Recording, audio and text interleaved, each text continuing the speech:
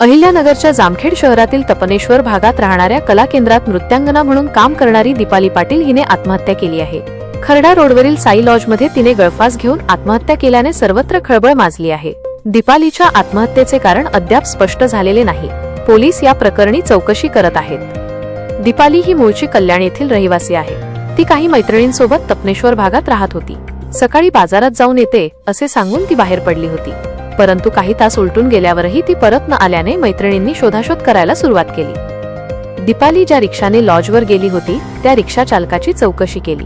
रिक्षा चालकाने तिला साई लॉजवर सोडल्याची माहिती समोर आली। मैत्रिणी सायंकाळी साई लॉजवर दीपालीला शोधण्यासाठी पोहोचल्या तेव्हा तिची रूम आतून लॉक होती। लॉजवर काम करणाऱ्या कर्मचाऱ्यांनी डुप्लिकेट चावीने दरवाजा उघडला असता समोर भयानक दृश्य होते। दीपालीने ओढणीच्या साह्याने पंख्याला गळफास लावून घेतला होता। तिचा मृतदेह समोर टांगलेल्या अवस्थेत होता। त्यानंतर या प्रकरणाची माहिती पोलिसांना देण्यात आली।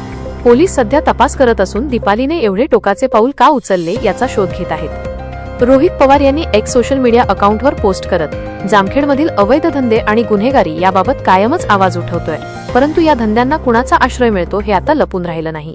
अशातच जामखेडमध्ये नृत्यांगना दीपाली पाटील वय 35 वर्षे यांनी एका लॉजमध्ये आत्महत्या केल्याची बातमी आली। आत्महत्या करण्यापूर्वी संबंधित महिलेसोबत कोण होतं, त्याचे काय संबंध आहेत, त्याला कोणत्या उच्च पदस्थांचा वरदहस्त आहे आणि त्याच्या कुटुंबातील व्यक्तीने कोणत्या पक्षाकडून निवडणूक लढवली याची सखोल चौकशी करण्यासाठी संबंधित लॉजवरील सीसीटीव्ही फुटेज पोलिसांनी ताब्यात घेऊन या गुन्ह्याची उकल करावी।